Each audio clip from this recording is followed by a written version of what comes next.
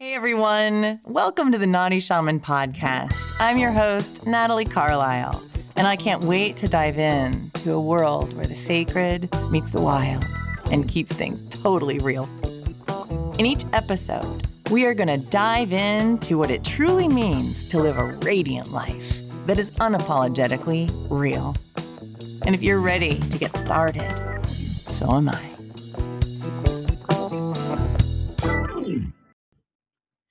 Hello, everybody. This is Natalie Carlisle, and I want to welcome you all to the Naughty Shaman podcast. And today we're starting a new series, and the series is featuring some of my good friends, some of our graduates, some of our people out there in the universe, and it's called Doin My Dharma.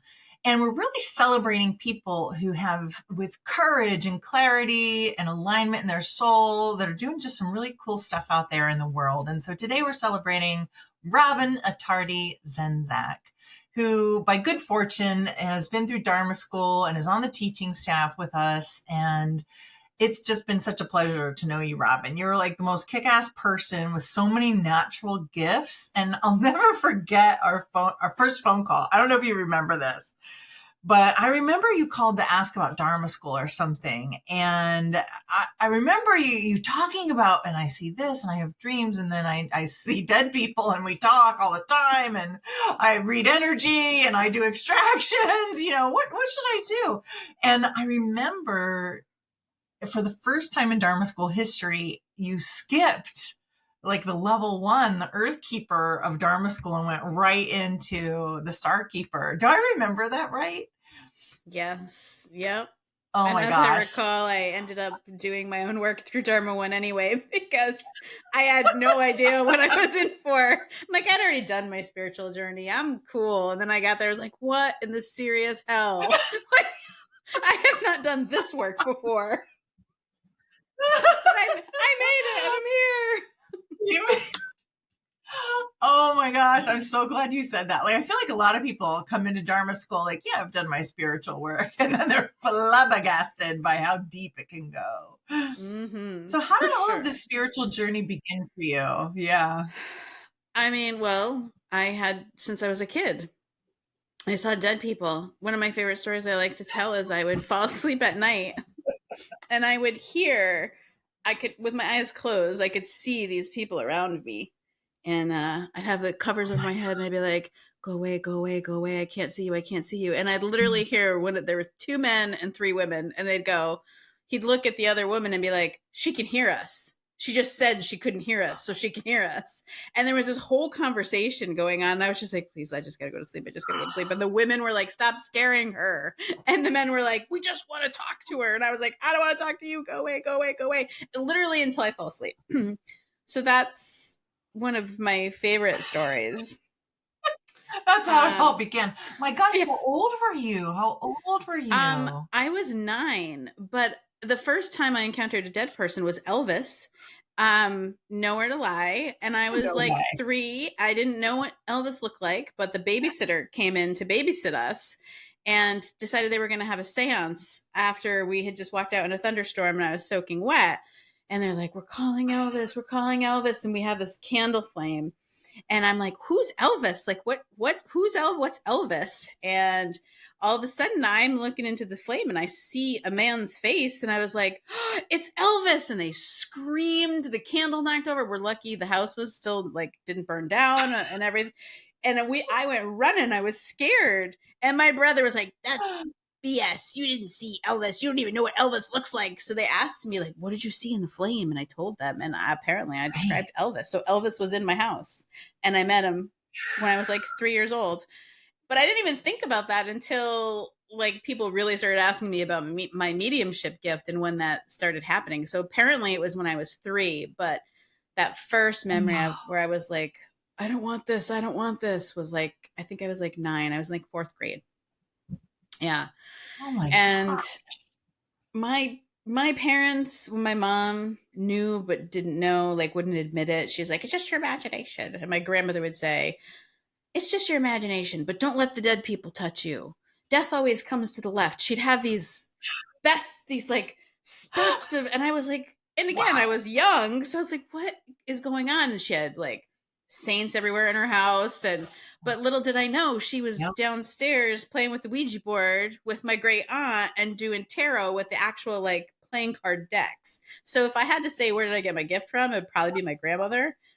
And it sounds so like it just kind of flowed from there. And then I pushed it away. Like it was a cool parlor trick when I was in high school. My friends were like, how do you know these things before you know them? And oh my God, did you see that? Or what? And the guy'd be like, I don't want to go in there because it's haunted. And they'd be like, how do you know? I'm like, I just know. So it was one of those things. And I decided I wanted to push it down to be normal. I wanted a family. I wanted a husband. I wanted to be normal. You know, I wanted the picket fence, the whole night. So I pushed it and pushed it and pushed it and pushed it down. Until one day I couldn't push it down anymore. I started astroplaning and I was like, what the hell is going on with me? And who am I going to tell? And I thought I was crazy. I think that's what we were talking about on the phone that day. Yeah. That you were like tripping the live galactic at night and all kinds of times. Yeah. What was that like? I mean, did you ever get scared or was it all just another day and like another Tuesday? No, I was terrified because I couldn't get back into my body. But what I've learned since then is I like being expansive and in spiritual reality. So no wonder why I didn't want to get in my body. It's just that my body and my soul weren't talking to each other then. They were on a breakup, I guess, maybe.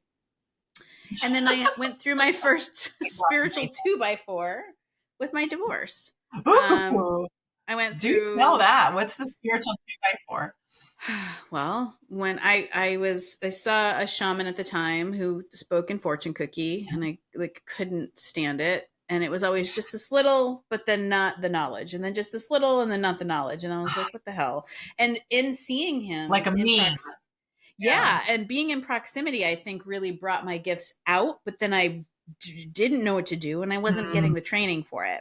So I started, doing all these things, waving my hand. Spirit showed up. Spin your hand this way. Spin your hand this way. And I had when I had met you, you were like, sounds like you're doing an extraction. I was like, awesome. What's an extraction? Like I literally still had no idea what I was doing. And I thought to myself, who wants to go see a practitioner that when you're like, what do you do? And I'm like, I don't know. I just wave my hands and magic happens. Like that doesn't sound like it was marketable, right? So I started experimenting. And when I started experimenting, there was a shift that happened between my physical reality and my spiritual reality. And I felt it, but couldn't describe it. And so when my husband decided to just divorce me because we weren't having fun anymore, which is like the weirdest reason ever, but we're just not having fun anymore. And I came down with and suffered from Guillain-Barré, which is an autoimmune disease, all at the same time. And I thought, oh my God, I'm going to die. This is it. I'm going to die. And I had this one tiny moment of clarity where I looked at my best friend who drove me to the hospital because my husband, who had already informed me we were being divorced, decided that he couldn't do that because I might get the wrong idea.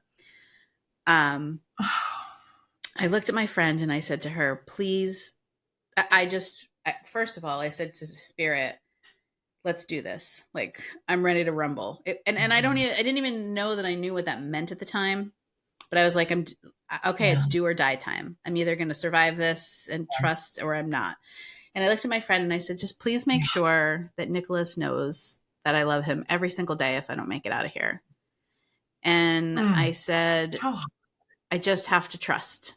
I'm letting go. And I really meant that in my soul. And I recovered from that. It's Guillain-Barré is an autoimmune disease. It's self-limiting, and it's really like a progression of losing control of your motor function. And sometimes people even lose their breath. I used my yoga skills to get me through the night, but they came in, the nurses were at the hospital that I had worked at, and they were like, listen, please let us intubate you because we don't want to have to do this when you're in respiratory distress. And I was like, nope. Because I was just committed to the process of let's rumble, Spirit. Like, I'm gonna. Yeah. And I'm like really this true sense of relying on myself and really trusting. So then I ended up recovering from that. And went through the divorce, and I think I kind of went into this survival mode. Like I didn't get angry. I didn't get it sad even. I was like, okay, I have a child. I have to go. I have a job. I have to get build up, get a house again. I had moved back in with my parents. I highly don't recommend that because it's just difficult as an adult. But like went through all the things. And then I thought like, okay, I've got this. I'm standing on my ground. But then after I made that phone call to you and started doing the Dharma work and really digging in and pulling up stuff, it felt like the more I pulled up, the more I would lose ground somewhere else. And so it became this digging and this digging and this digging. And then I had that spiritual split again where I was like, I want to be magical. I want to do shamanic work. I want to help people spiritually. But I want to be a nurse because I'm also helping people. And that's what's acceptable to all the 3D people around me. And that comes with like, my daughter's a nurse. My mom's a nurse. And, I was an ER nurse. So it wasn't just like I was a nurse. Like I was an ER nurse. I was a trauma nurse. Like those things carry such significant energy when people say them. And I switched roles to make room for my son because it's another role that I really love as being a mom. And I switched to doing home care, and it was working, but it wasn't working, and I still was in like this, where am I going? Why isn't this happening? I'm doing what I need to do, but why isn't this happening? And then one day on my way home from a patient's house, I got in a car accident, which changed the trajectory of my life these last 2 years. Wow. Like completely changed. So where spirit had been giving me these 2x4s, and I was like a whack-a-mole getting back up, like, here I am, I did it. I'm down. Here I am, I did it through all my life. They took like, the post and beams, like the 18 by 20s and went whack. They got the big shit out. We're like, whack, let's put you in a car accident so you can see. Oh my gosh. And it was on way home from nurse. So what meaning did you make of that moment? Like it seems significant. It's still hard to say, but I think that was like, you're done. You are done here. And still thinking you're about there. You're done with nursing, I think. Like my time in helping people in that way, at least for the foreseeable future, was over. And I think that was the mark, because I remember my last cognitive thought, my critical thinking, like nursing critical thinking, was where can this person hit me where the least amount of damage will be done to my body? And then I maneuvered my car in that way so that I wouldn't. And quite honestly, it's a miracle I'm alive, because in the back end, they had an oxygen tank in their back of their car, and I was right next to an electrical box. So I could have exploded. Like I could have just not been here. So if that doesn't say, here's your last shot, I don't know what does. And this will get your attention. This is no joke. Like spirit's not joking anymore at this level. Wow. I was scared. And I think that happens sometimes when we don't, like we have the calling and then we're not listening. The 2x4s get bigger and bigger, and it sounds like you got a doozy. I did. I had a doozy, because not only could I not go back to work, and I played the game like, 6 months, this will be done. 3 to 6 months, my concussion will be over, but I wasn't getting better. And I was. So you got out of that accident with what injuries? Like after that accident, what were your primary injuries? It was the concussion, and come to find out, I had micro shearing in my brain and all those little connections that connect the gyros of the brain. So when you look at my MRI, it looks like if you just looked at the MRI of my brain and you didn't know there was a car accident or head injury involved, it looks like I've got dementia in a lot of memory, in a lot of spaces in my brain, but they're all correlated with a shearing or tearing. So my head literally went like this inside my skull, because I never hit my head because I braced. And so, and I remember in the emergency room saying, do the MRI, please do the MRI. But I didn't know that I wasn't speaking clearly. And I couldn't advocate for even myself at that point. And they were like, we did the CAT So scan. you had like aphasia, fine. Like your mouth was moving, but the words were not coming out already. Mm-hmm. And in my so head, you've had a traumatic brain injury, right? Like this is a TBI if I've ever heard of one, right? Mm-hmm. Yeah. Well, they're still calling it a post-concussive syndrome. But when I look at that MRI, I was like, that's brain damage. Like brain damage, which you could, with me, and be like, haha, everybody always knows brain damage anyways. But that's just me, I think, deflecting the fact that like, shit, I have some brain damage. Right. Right. Like that's the funny side. But I imagine there was like real deep heartache almost involved with that, because what a massive change in your life. Tell us about that. Like, what was it like after with living with this? Because it wasn't just 3 to 5 months, was it? No, where I just passed the 2-year mark. And I just now I'm like, okay, I get it. I don't like it. I didn't like it, but I get it, and I'm going to be in the flow. But it really, the head injury. What do you get it? Like when you say you get it, what do you mean by that? Like I just need to really trust and not worry about judgment and not worry about what other people are thinking of me, and just truly be me in a sense that I don't think most people get. When you're like, just be yourself. How many, you're like, you're one way when you're with somebody, and then you're another way when you're with yourself. And sometimes even when you're with yourself, you're not being honest with yourself. So how much of you are you actually being? How much thoughts going on in here that's shifting what you're thinking or sensing for your own alignment. So I would say that the biggest thing was it cracked open my life. It like totally. It innervated, the head injury innervated my relationships. It innervated my livelihood. It even, I was just talking about this today. It stopped me in my tracks from being a nurse. It stopped me in my tracks from being a partner. It stopped me in my tracks from being a mother. And I would even say that it stopped me in the tracks from feeling human or being. Like it was like I didn't even exist anymore. There was this true sense of like nothingness. I didn't know where to go. I couldn't even think of where I wanted to go because the brain injury. When people, and I didn't realize how much of a people pleaser I was. And I didn't realize how much I held other people's emotions for them so they didn't have to feel it. Like I managed how much control I had before the brain injury. When I look back, I was like, wow, I was Superwoman. Like I had control. Like my partner tends to be a little anxious, but I notice that more now than I did before the brain injury. Cause you know me, I'm kind of chill most of the time. So I would just finesse it all, and he wouldn't even have to feel the stress or feel anything because I made his life so easy. It was like floating and catching him and letting him down eat. And even with my son, like, you're going to the next thing. You're doing this. Remember this. Remember to do this. You have to remember this. Don't forget this. And now all I do is forget sometimes. There are days where it's like I'm having a brain child day, and standing up for myself. When people are like, well, but why don't you do this?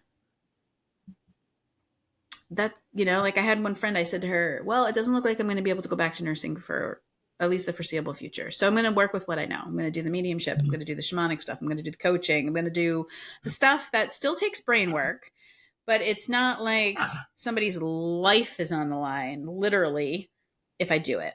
And she was like, oh, because I saw this part-time nursing job. Maybe you can go back part-time. Like literally it was the next thing she said, and I love her to death, but I was like, yeah, maybe. And I just had to leave it at that because I've learned you cannot, like if 2 + 2 is 5, you're right. Especially when it comes to what I'm going through. Because on the outside, like even talking now, you wouldn't know. You don't see the things that I feel in my thought process, which is what's really affected now. And so I had to learn. And the greatest part, I've come to see this as a gift, because if I could see that this stuff was happening, and then I could control it and fix it and be like, oh, don't worry. Don't stress out that I'm not working and we don't have any money and that you have to go figure out how to, be the hunter and gatherer. Then I would have. But I'd look at that situation and I couldn't even it was like I didn't have any compassion or empathy. I would look at it. I could see it was happening, but I could not act on it.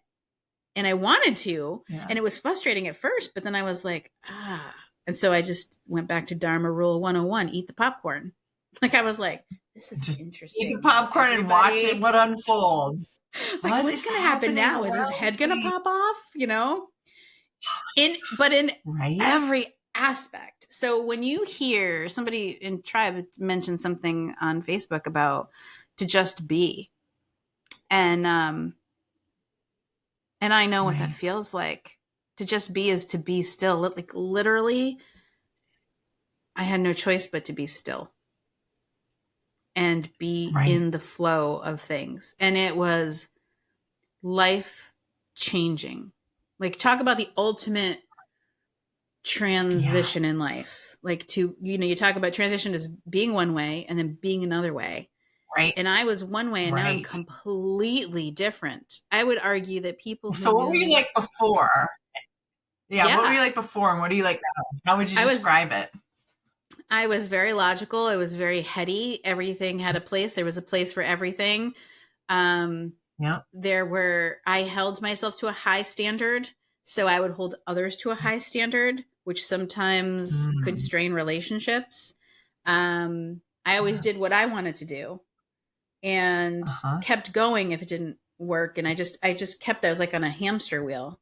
And now I'm like, like today with the microphone, I'm like, maybe we just don't do it, because that's where I'm at. Like, maybe not, but maybe. So much more open, I would say, and less critical of people. Because I can't say anymore, like, I can't believe they forgot that, because in 5 minutes I could forget something. And that's the brain injury. That's the nature of the brain injury. So it's made me love myself more. I think I was way more critical of myself before the brain injury than I am now.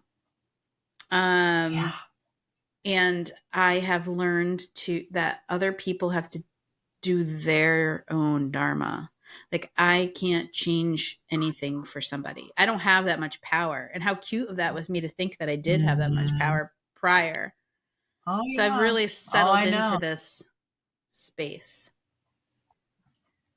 It really sounds like you've let go of control a little bit, or maybe even a lot, and are really in a space of trust, like you were saying. And what a difficult transition I'm sure that was for the people around you who were used to you taking care of everything for them and keeping everything on track. Or was it a smooth ride, that transition for them?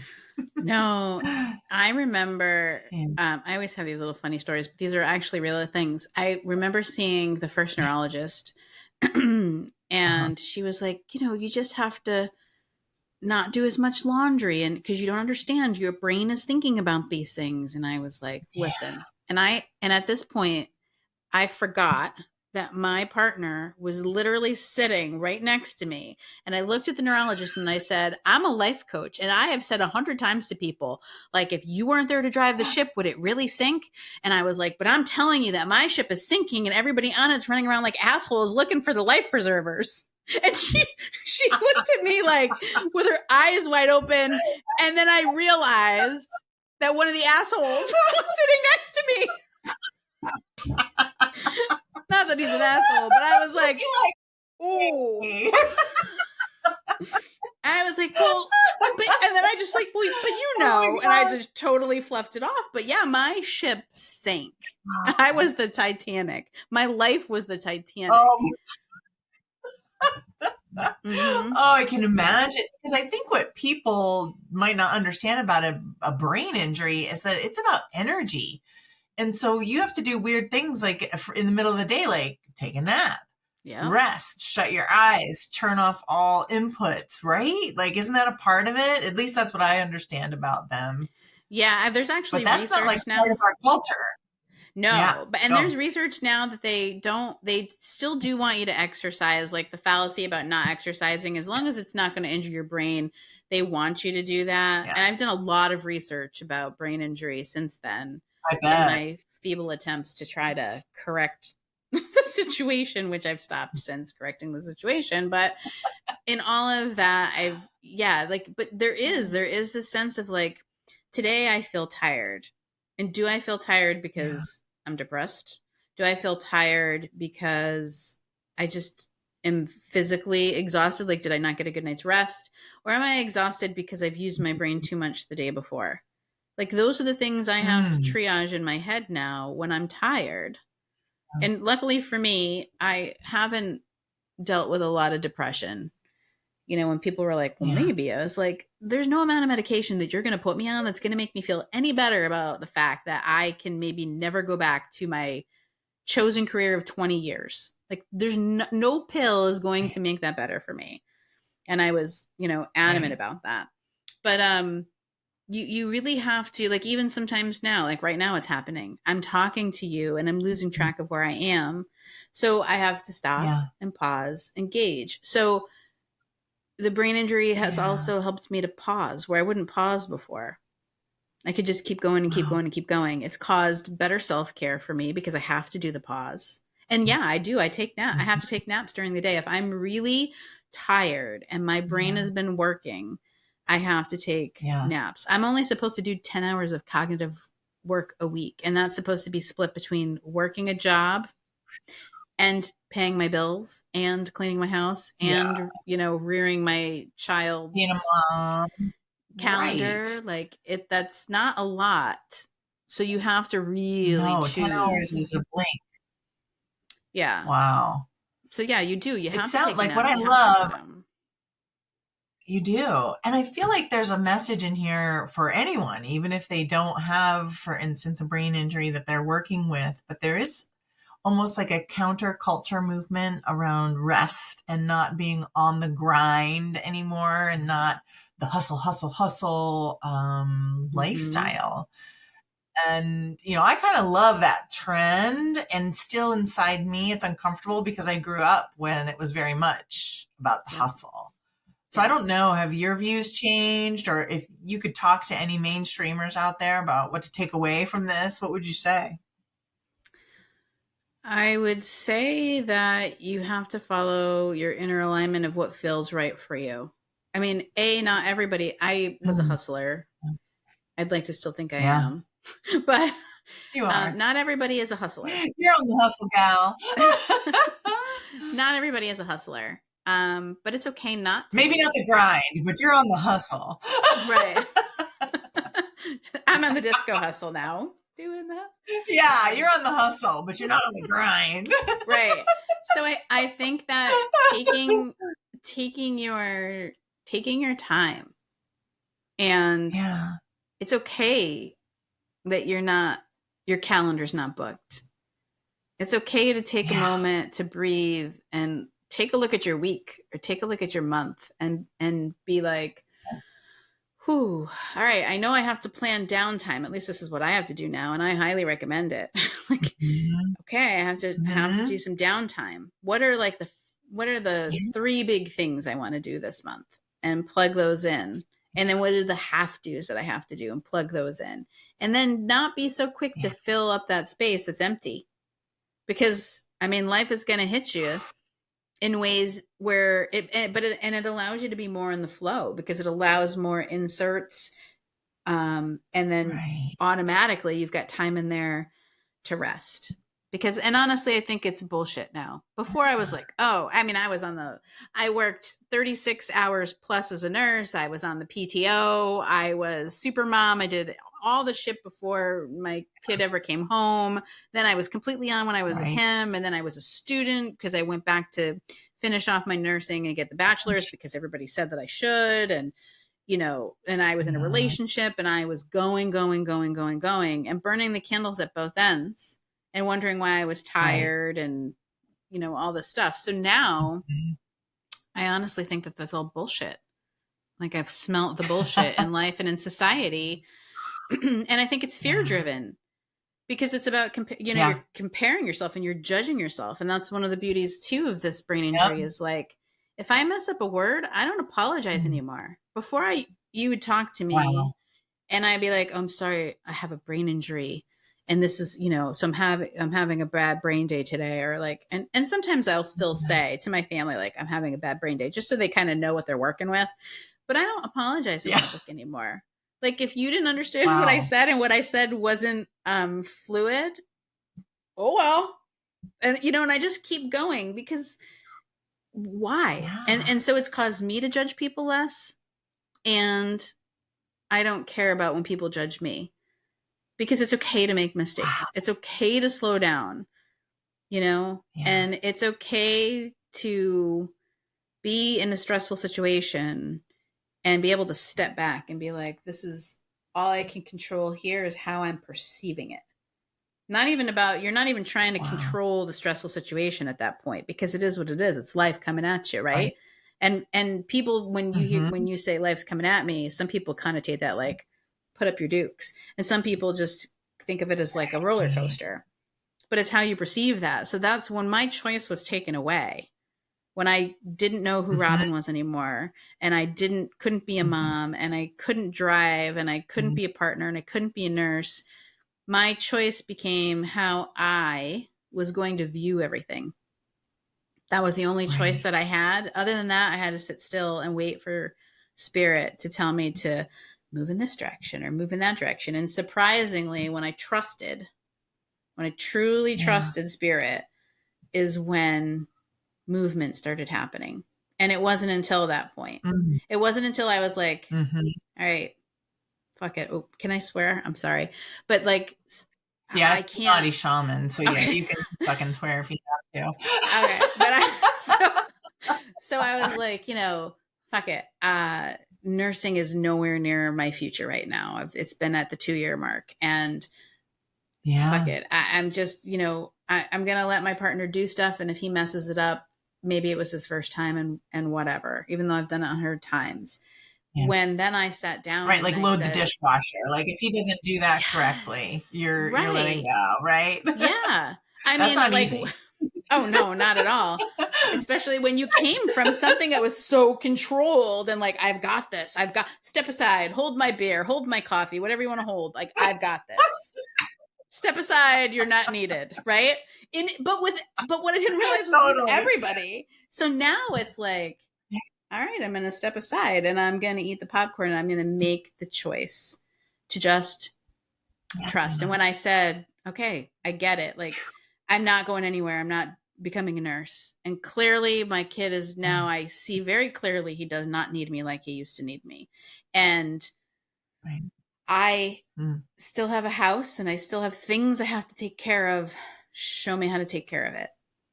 And then things opened up. Like I quite literally was like, okay, listen, spirit. I'd go on walks and I'd say, listen, spirit, I need something that, you know, I'll keep doing what this is that you're having me do, which that was the mediumship I was talking about at that point.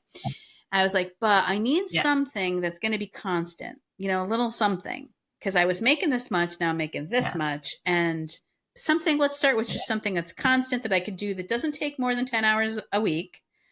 That is not a huge cognitive load. So I can have some extra money. And I got back from my walk and I opened my email and I shit you not.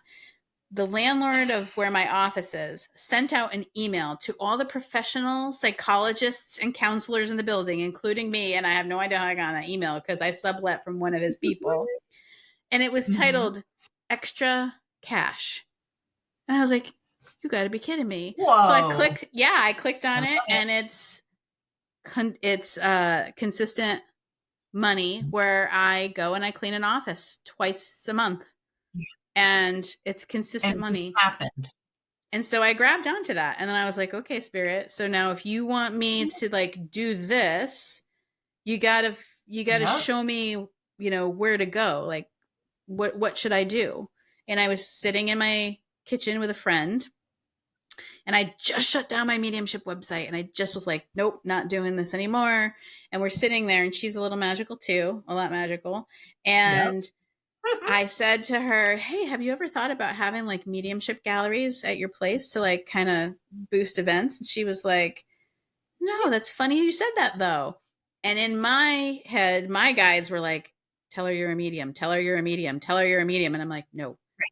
And then she was like, don't you, I don't know how she remembered from somewhere, like, don't you talk to people? And I was like, yeah. I'm like, but I know some people. Yes, She's like, because I think I'd like you to do it. She goes, and it's weird because I heard in my head, I'm a medium. Yeah. And I was like, fuck, like they're ratting me out. And I was like, yeah, they are. They won't get that to happen. Yeah. So I was like, even though our humanness is getting in the way. I know they were like, step, hold my beer, Robin. Like I'm gonna handle this.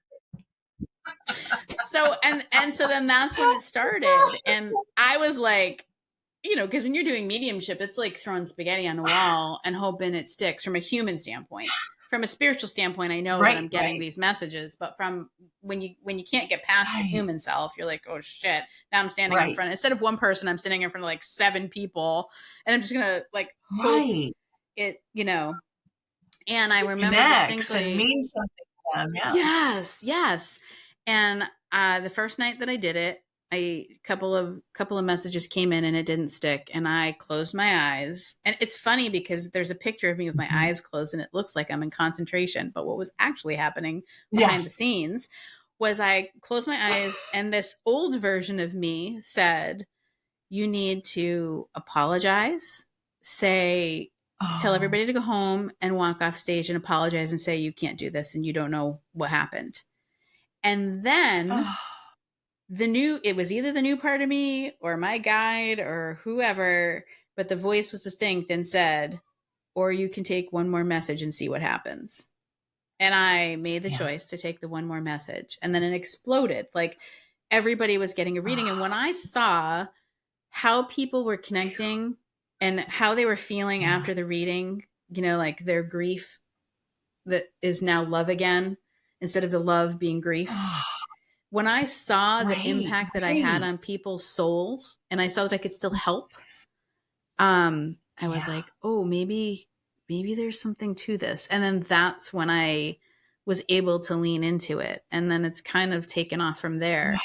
But yeah, I would say for people who are suffering head injuries or debilitating diseases, like don't give up, lean in, because there's a gift there. Lean in. There's a gift there for sure.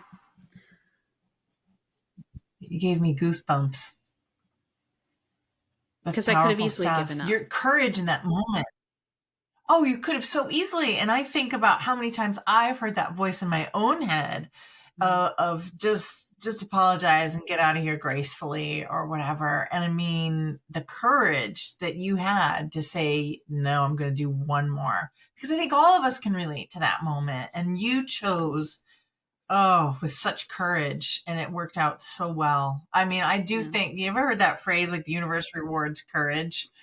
And your clarity of prayers and the way you pray, like, so these just sound like amazing tools that you've developed over the years, Yeah. And I think, what deepened all of that was Dharma school. I think Dharma school goes beyond learning how to be a shaman, learning how to practice shamanic techniques. I think it really delves into a spiritual self-growth journey. And I don't know anybody that hasn't come out of that changed. Like even if they haven't gone on to all the different levels, people are so changed by, the step-in levels that I've never seen anybody come out and be like, oh, that was total bullshit. Never have I seen that. And I think it's like 3 or 4 years I've been with you now. And I've never seen that. So that, I think that had a lot to do with it too. And I think, having those tools that I learned there was, priceless in being able to, and and none of it was like the magical stuff, right? It was like eat the popcorn. It was like, be curious. Right. It was the human stuff. It was the human stuff that I learned in magic school that got me through. I went to magic school and I learned how to be human. Like, I learned how to be a human. I mean, who knew? Right? But it was that stuff. It was that stuff that really got me through the head injury, And that's amazing. I feel like I want to help other people do that. I want to help other people learn how to manage stress around stuff and dig into gratitude around that stuff when it's hard, because you're like, well, shit, I keep getting knocked down. It's not about getting back up to fight. It's about getting back up and digging into the gratitude of the flow of the moment. Like, it's not going to last forever. It might last for a good while, but it's not going to last forever. And then when you really are feeling stuck, like, fuck this, like, no, all this is bullshit, to really be able to coach yourself out of that stuck place. Just for like that 3 seconds of courage, or 5 seconds. I don't know. Are we up to 10 now? Seconds of courage that we talk about at Dharma school? Like, and however long it takes. 3 days of courage, a hot second. It's a hot second of courage, like, but leaning into that, you know what I mean? Yeah. So it is. I love how you phrase that. It's the leaning into it instead of running away. I think you're spot on. And I mean, and you are changing lives, by the hundreds. So you're now, let me see if I get this right. And I only know part of the story, but I know you're leading Firekeeper a couple times a year. So you're leading this Firekeeper program, and souls are going through that. And then you have like 4 sold out events for your mediumship. I think the next one isn't even available until March. So you can't even, April, right? February is all booked. March is all booked. The next one is in April, and that's in Glastonbury, right? Or is it in yeah, no, that's in Glastonbury at Eliana Spa. It's going to be after hours. Eliana so we Spa. Don't interrupt anything there. And the 2 dates there, I haven't written down because, so this is the other, like, I don't care that I have it written down. I'm sharing it. Oh yeah, please. Let's share the dates so that everyone who's listening can go and see in action, because it is miraculous. It's April 29th. So fun. It is fun because I like to bring it with me. I'm always sarcastic. You are fun. I like to bring it with some humor because nobody wants to be sobbing the whole time. But it's April 29th and then June 8th is the next 2 dates. And you might want to check because I'm not even sure if those are sold out. I don't know. I think April, maybe. It's crazy. Like, I look at this and like, why am I sold out? Why is this happening? But then again, I've also learned don't ask those questions because you don't know. Yeah. And it's because you're in the flow. You've surrendered. You're in the river, man. You're in the river. It's so beautiful to see. You're doing your Dharma. That's what's so inspiring. Like, I have goosebumps because you have been called into service, and Spirit said, hey, let go of control. Let us. And you did. Like, you listened instead of just becoming bitter. I think sometimes that's hard for folks that have a life-changing injury, and you are just so powerful and strong and used your tools, whatever. But I mean, in that journey, and I know I want to get back to your schedule so that we can get you booked on elianaspa.com. But thank you. But through your journey, I just love you so much. I just am like, what got you through? What gets you through on the daily? Because we all know there are ups and downs, good days and bad days. But what practices or mindsets get you through kind of on the daily? I know you've talked about a lot of them, but is there anything else you want to add? My faith. Say more about trust. That. My faith and trust and leaning in and just knowing that the universe has my back. Yeah. Period. Never wavering. Period. That it's I know people hate hearing everything happens for a reason, but it's really true. It might not be the reason you want. It might not be the reason you think, but it's happening because these are like life is all about a bunch of synchronicities that just link up.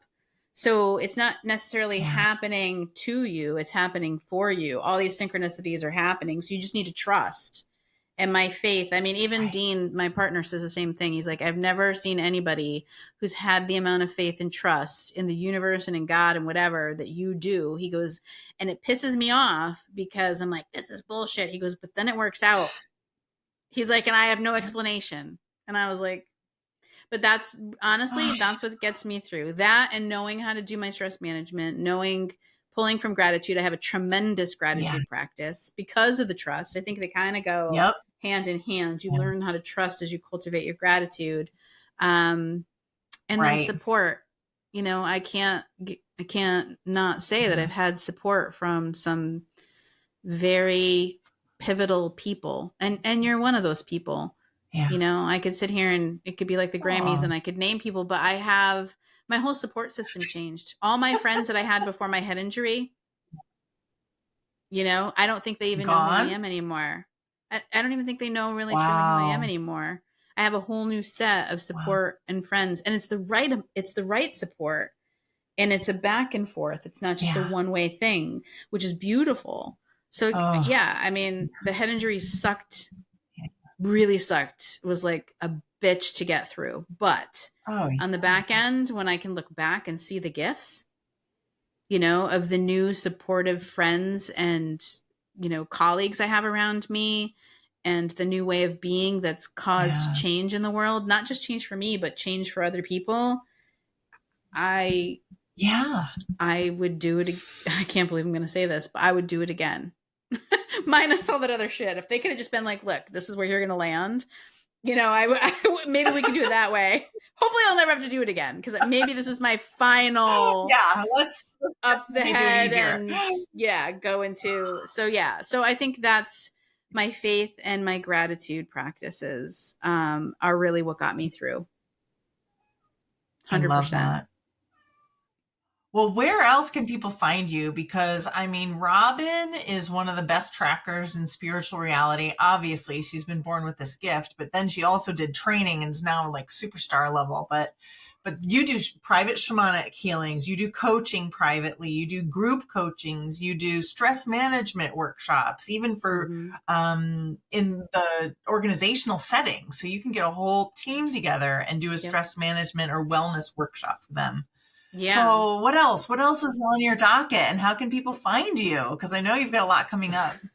Well, you can find me on the number 4, spiritedhealth.com. That's my website. Everything I do is on there. My yoga classes, my workshops. I have an intuition and mediumship workshop coming up, because people are like, how do you do what you do?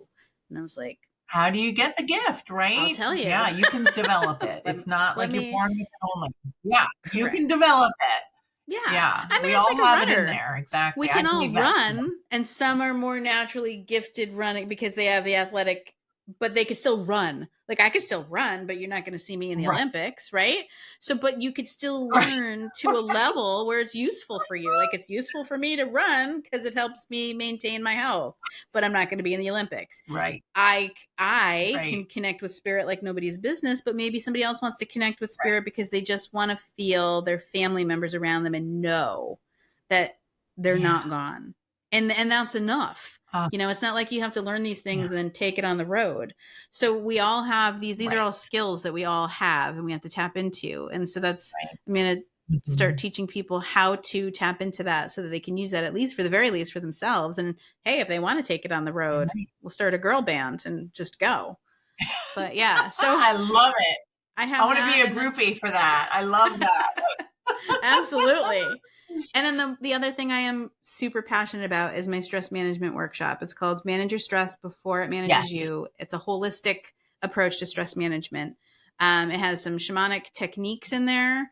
It has a lot of coaching techniques about perspective and perspective shifts and change. And then I teach you like what stress actually looks like on a physical, chemical level in your body. Because then you'll know, like, if you know what it is, then you can really start to debunk it and really start to understand why these things, like why breathing and meditation help. Most people are like, yeah, I'm stressed, but I can't sit still to meditate. But here's why, because it does A, B, and C on the biochemical level, you know, and then we take it out on me into the spiritual realm of how to manage that. Yeah. And then that leads into the gratitude workshop. I love that because you have the nurse. Oh, and that's a whole nother workshop, the gratitude workshop.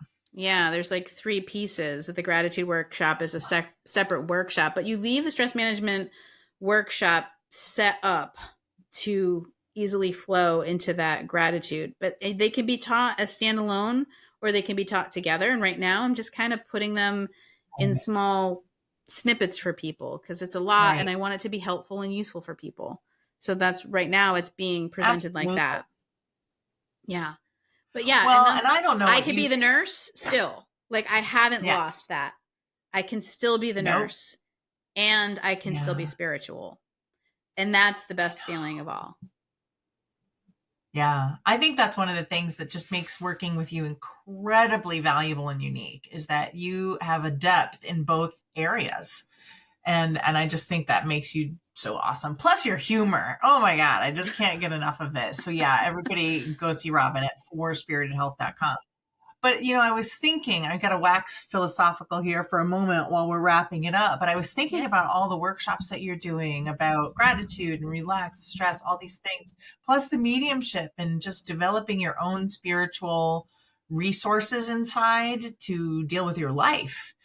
And there was something about that hit me when you said it. And I thought, I think shamans would say that as we look out in the world right now, a lot of the suffering that people are experiencing and a lot of the back and forth in politics or religion or whatever issues out there, a lot of that isn't a physical sickness. It isn't a mental illness. It's a spiritual illness. And I wonder what you would say about that. I would agree. As a shamanic practitioner. When people connect and they lean in, they find solutions that weren't possible. And they find healing that wasn't possible. And sometimes it does look like something that appears to be a miraculous cure. Like I suffered migraines all my life, and then now all of a sudden I don't, because you tapped into the spiritual. I heard once where shamans said the first thing they would ask you when you go to diseases, when did you learn to stop dancing? Or when did you learn to stop having fun? And I think that's the takeaway. Like, still take some shit off of your plate and have dessert. Live, love, laugh, dance. Yes. Yeah. And I think that there are so many spiritual schools and practices out there that are so dry. They like cultivate strictness and misery in my mind. And I'm thinking, what for? What for all that heaviness and stringent whatever? So I love the way you approach it. I think what you're doing is amazing and just absolutely necessary in the world. And I would say this. So I've got two last questions. Are you ready? Yeah. Well, let me just say this. I have never felt more human than when I really tapped into my spirituality and tapped into the magic of what's me and what connects me to everybody. That's when I felt the most human. Yeah. That's beautiful. And I think when we feel human, we realize we're capable of a lot more than we thought, and connect on a more intimate level with other humans. Yeah. It's true. It was true my experience too. So I'm speaking your language for sure. Yeah. All right. What are your best book and best movie you'd recommend? This is my question for everybody that comes on the show. Best book and best movie that you'd recommend. The Journey Home, which was written by a yogi who I loved it because he was a yogi from a kid and didn't know it. And it was his passage into going through monk and journey and while listening to the Beatles, which I thought was cool. So I highly recommend that. Sounds amazing. Yeah, The Journey Home. The Journey Home. You don't know the author? I'll look it up. I actually have it right here. Hold on, I'll grab it. Oh my gosh, that's fantastic. I love it. I refer to it often. It's The Journey Home. I bet. By, what is it? Okay, who is that? Radhana Swami. Got it. An awesome book. Awesome.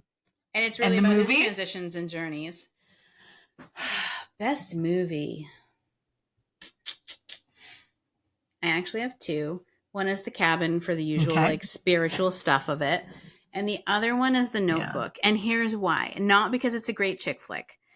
Because it strings together the epitome of love. Like the three scenes of when they meet and she's like, not so much, but he's like pursuant of the love and he gets it. And then in that moment where he lets her go and he's like, what do you want? In the rain. And he just waits and like the love and not giving up. And then at the very end, spoiler for who's not seen this awesome movie, but the end where he recreates their life together through journals that he kept. And every day he goes to see her, he's got to kind of inch in until she kind of remembers that spark at the very end of the visit of who he is in their life together. Like, to me, that's the epitome of love, unconditional love. And that's why I love that movie. And maybe because it's a chick flick, but I love that movie too. I know. I think you nailed it. I love it. Anything about love, I'm in. All right.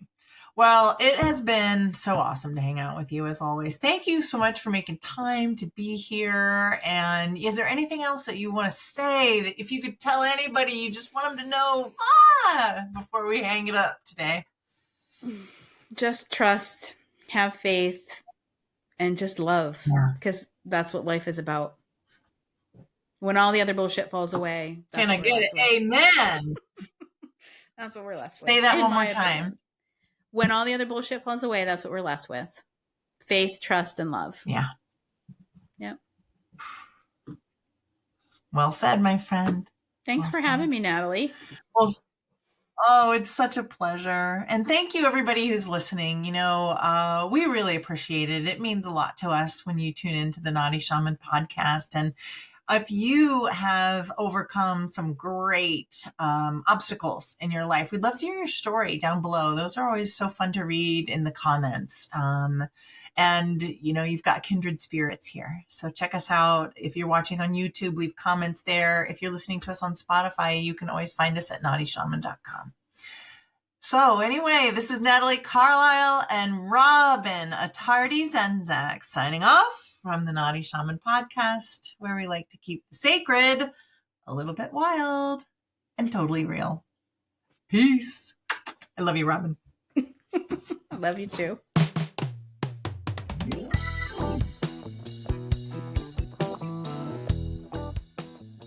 If you're hearing this message, you've listened to the entire episode, and for that, we are so grateful.